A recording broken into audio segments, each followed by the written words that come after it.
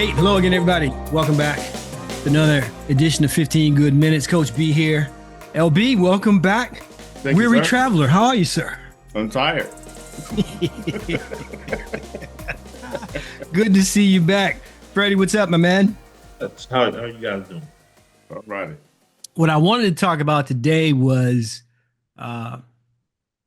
why so many pro athletes go broke or are poor money managers after their careers.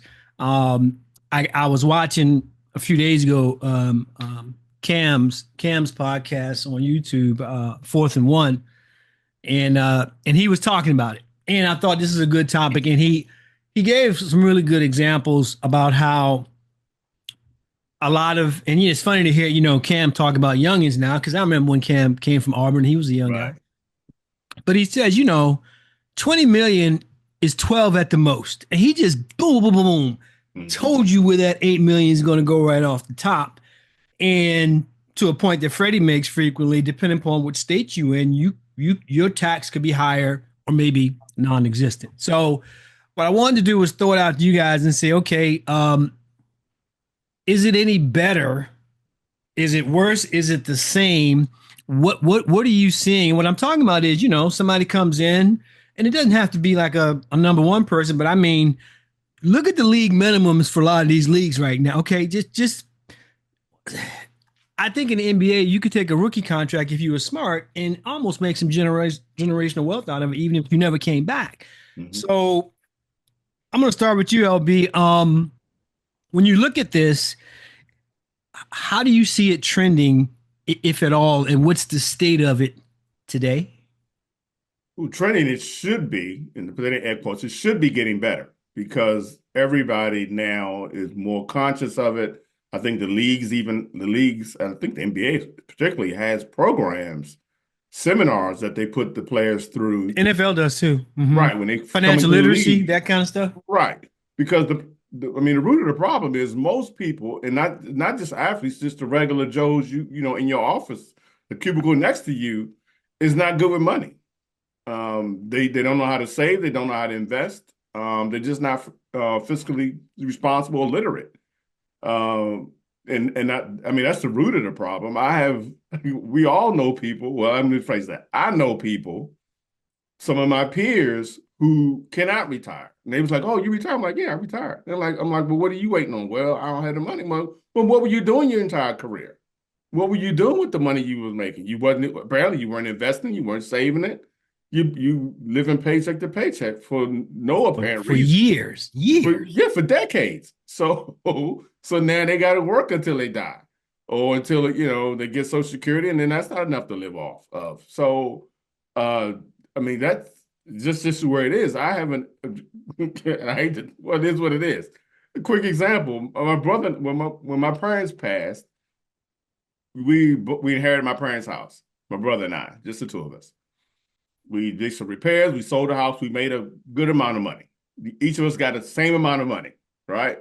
We get the checks. I said to my brother, "Hey, man, I know because I've seen him blow money before. I said, man, why don't you give me some of that money, hold for you for later?" "Nah, man, I got it. I know what I'm doing." Okay, fine, let him go. Within 2 years, his money was gone. 15 years later, today is 15 years later from that, when that happened. I still am reaping the benefits of that investment that I made with that money. Same scenario, same household, raised by the same people, but he doesn't know, and he won't, and thinks he knows, but he doesn't really, obviously he don't know.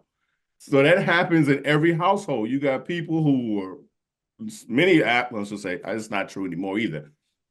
You have a lot of athletes that come into the league who were poor, didn't have no idea how to save, because they was always in from paycheck to paycheck or whatever. So when they come to all this money, they just buy and spend. I think Shaquille O'Neal gives a prime example that when he first came to the league, how he got his check and he basically spent his whole check in a month buying cars and a house and get the hanger-ons. So I do think it's getting better because it's talked about more than it was, I guess 20 years ago, or whatever. Um, but it's still going to happen because some people just don't know how to save and or invest and listen to the wrong people. Wow, fair enough, fair enough. Freddie, when you look at this in 2025 and the sheer amount of money, and this is the thing that rattles in my head. I mean, Mhm. you have league minimums today that are more than some Hall of Fame athletes made their entire careers. Yep. And I struggle with that. So what are you seeing in this? And I'm gonna ask you the same question. Do you think it's trending a particular way? Do you think it's getting better, worse, or pretty much the same? I think it's going to be pretty much the same. I think it's going to, I honestly do, because I think part of what society, the cultural norms now is everybody want to put on social media what they're doing, what they're buying, where they're going, yada yada yada, who they're with, what they're doing. You're gonna have some people who are gonna be like the Kobe's and be smart and invest and stuff like that.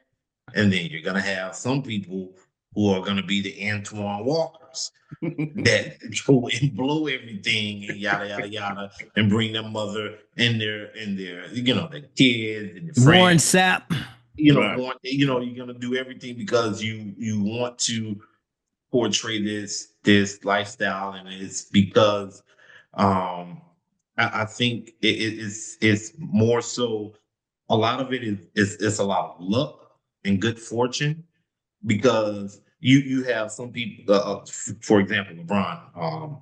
He came from very humble beginnings, Mhm. but he was fortunate to where he had the right people around him in his circle, and to where now he has, obviously his play on the court has obviously transcended into something to that it has created generational wealth.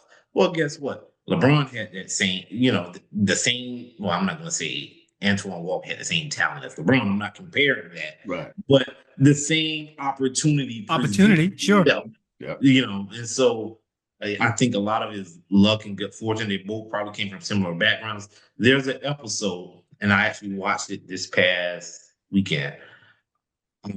The TV show Blackish, Mhm. one of my favorite episodes, and I'm not gonna even. The episode is pertains to this topic we're discussing. It's season 2, episode 13, and it's about money management, right? And Lawrence Fishburne plays his father, and his, Anthony Johnson. He was like, you never taught me stuff about money, Anderson. yada yada, yada yada yada. You never taught me this. And Lawrence Fishburne said, well, in back in our day, we didn't have any money to manage. Mhm. You see what I mean? We Right. we didn't have money to manage. We had a roof over your head, clothes on your back, food on the table.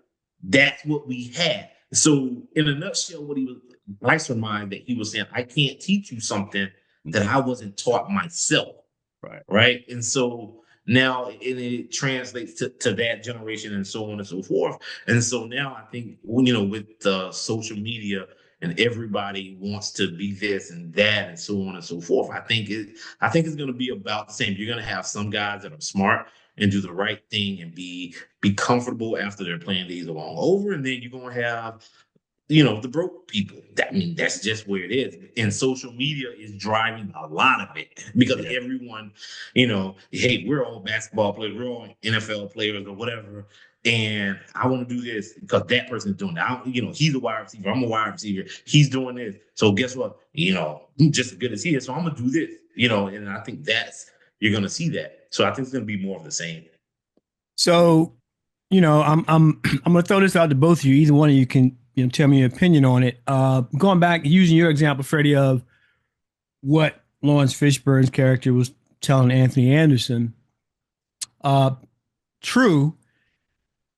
Does that mean um, that there is a racial imbalance when it comes to this issue? And again, I'm just going to put it out there. When I look at a lot of pro white athletes, I don't see them going broke as often, if at all. One and two, it might be to your point they didn't have to come from wealth, but if they came from just a median income family that had a regular income and a regular salary, and you could teach your child, the fundamentals, to LB's point, of putting 10 or 15% away, you carry that over. Because my dad used to tell us all the time, like, because we used to talk about this when he was alive, about why people would win the lottery and go broke. And he said, I'm gonna put it to you like this. He said, if you bad with $10, you bad with $100 million. He says, it's not the dollar amount, it's the discipline of that. So when do either of you see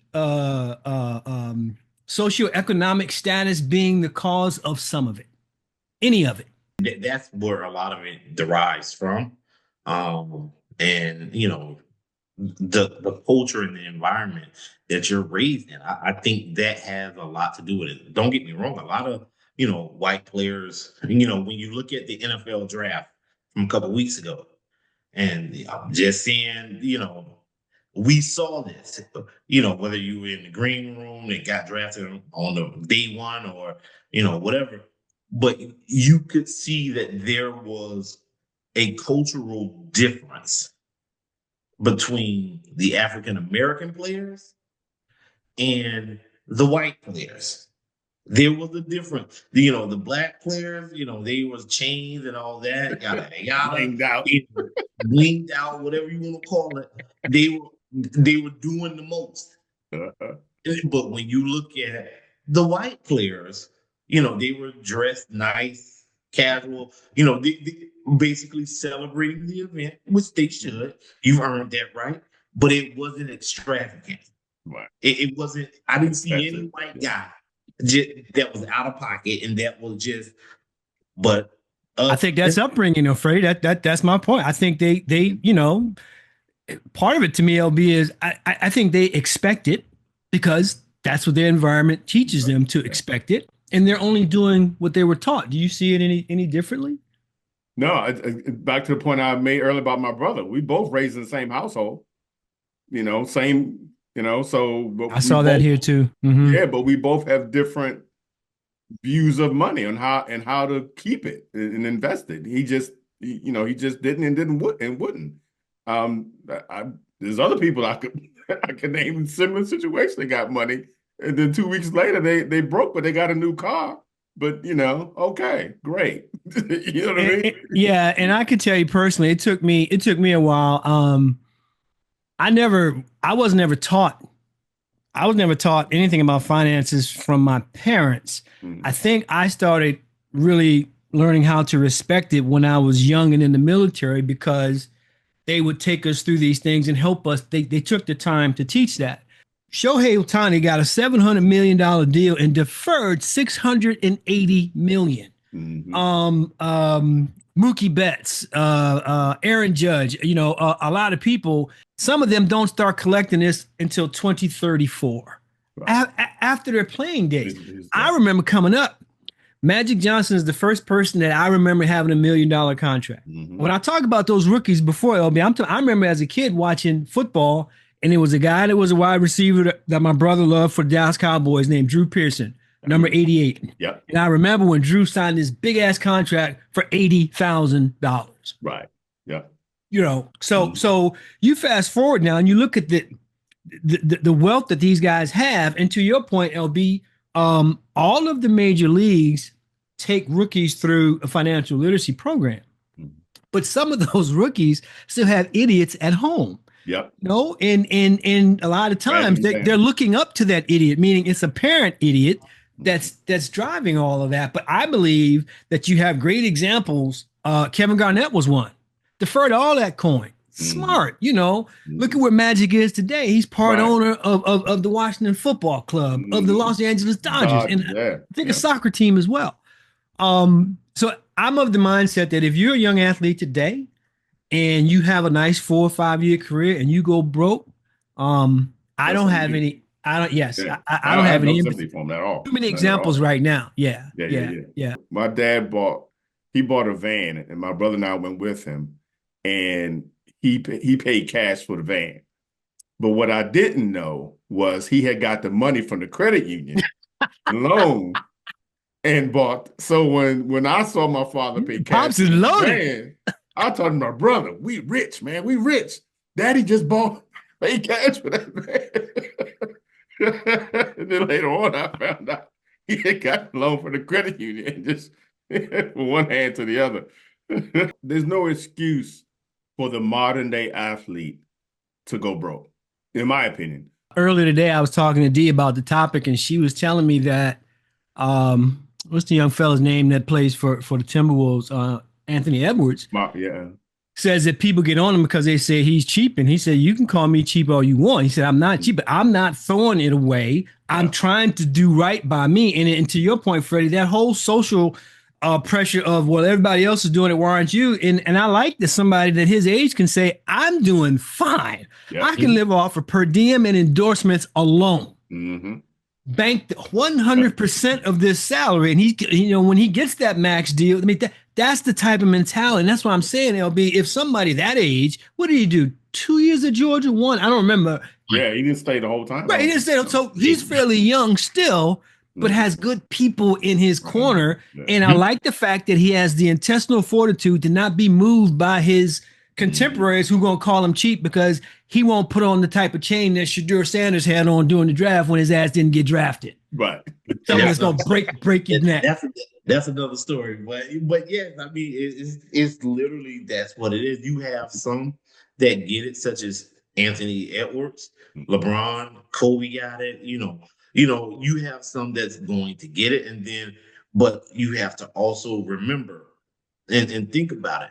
If I don't have anyone, prior to NIL, right, when guys can get paid, right, and now you throw a check in my hand, big one, a big one, or whatever big may be. Guess what? I gotta go get suited. I gotta get the boom. I gotta get the knife.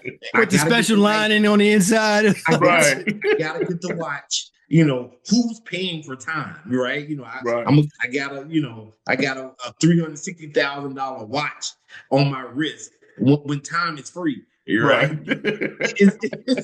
It's you got a cell phone, you can see what time it is on the cell phone all day long. So then you're going to take care of your mother, your family. Then you got your girlfriend. Then you got the sack chasers on the side. Then you may have back Alec and child support. All these things that Cam was speaking on and stuff like that. And it's just, now I got to go buy me this big house. Nobody told me about the property taxes. So for every, and I hate to pick on Warren Sapp, but for every Warren Sapp-like story, there's too many Kevin Garnett's from the same era that you could follow and say, I could do that too. So I don't think I just don't think it's excusable in 2025. I'll put it that way. So, we'll see how that works out. Yeah. Great topic. Is one that's I always find it extremely interesting, but I always have to go back to that thing that I tell you, my dad said, it doesn't matter, $10 or $100 million. If you're bad with money or you don't respect money, the dollar amount you have isn't going to help you. In fact, you may be worse with $100 million. Yeah. Because it just, expands your illiteracy of what you must do. Expands your stupidity. Yeah, with that coin. So before we check out, let me see if the fellas have something to say. I'm gonna start with you, LB. You got something to say today, man? Yeah, I've been holding this for a couple of weeks because Freddie took the last one. Hold on, pause. 2 weeks ago. 2 weeks ago. Yeah. And I wasn't here last week. So here we go. All right. So I normally don't get up until about, most days, I don't get out to bed till 9:30. It is something like that. By the time I get downstairs, get in the kitchen and stuff, it's usually around 10 o'clock. I turn on ESPN on sports channels, and I'm trying to find the highlights from the night before. I can't find. You told us this. You know that, right? Huh? Have we talked about this already? Yeah. On your last, I got something to say. Oh, okay. You talked about ESPN2. You talked about Stephen A. Smith. Stephen A. Smith. Okay. I didn't think, I forgot. My bad. I'm an old retired man. My mind goes sometimes. Can I have an apology? That's all I'm saying. Because you led into it the same way. He did, didn't he? He came right at it. I was like, is he going with the same one? Sure enough. Freddie, how about you, man? Next week I have a new one. There you go. with the NBA playoffs. My heart goes out to Jason Tatum. He's one of my favorite players. Real Yeah, that take. was a bad beat for him yesterday, man. What happened? I saw him get hurt. Do we know the results? Achilles. Oh, it was Achilles. He had the surgery this morning. He's done. Oh, wow. Okay. When I saw it last night, I was texting Rusty. You knew right away. I said that's an Achilles, and I feel bad. Remember what KD, right? You when you see it, you know. Mm-hmm. And it was, heart goes out to him because he was having a phenomenal game. Best wishes to him, and he, the good thing about it, if there is, he's very young, and so he has time to where he can bounce back. And but good luck to him. Celtics are gonna lose probably the next game. Oh, sure. Yeah. And but good luck to Jason Tatum. Yeah, man. Yeah, man. I got something to say. It's kind of for you, Freddie. I meant to say it a couple of weeks ago because me and LB, we talked about this. I just want to let you know that we were at the Final Four, NCAA Final Four, and we found Whataburger and we liked it. Because I'm just telling you right now. The French fries are killer. Oh, man. Listen, they don't replace McDonald's, but they've already replaced Burger King for me. I moved them into the 2 slot. The combination of that single and them fries that he's talking about, man, because me and Freddie talked about, he said, yeah, Whataburger. I never had it. Me and LB went, and we went back. So I'm just. Yeah. I went to the first time. I just bought 2 orders of fries. They must have been fresh. Yeah, well, I guess so. Let's be honest. All Burger King, McDonald's, Wendy's, if the fries are fresh, chances are they're probably gonna be pretty good. A potato with a little salt, you almost can't go wrong with that. Yeah, right? You can. If you say, how do you mess that up? Yeah, listen, there's a lot of people that mess it up. Yeah, I don't eat Burger King fries. I don't eat McDonald's fries, and I don't like Wendy's fries. I like McDonald's fries. Was good. Yeah. But and I like the size of that single. It wasn't quite a quarter pound. Anyway, it worked. The whole system, we did it, and then they brought it out to us at the table. It was all good. So right now, I'm just saying that me and LB, we fans of the old Whataburger. Great job with that. So that's all we got time for today. As always, we thank you guys for rocking with the show. We hope that you enjoy the rest of your week and your weekend. We'll see you guys next week. Yeah.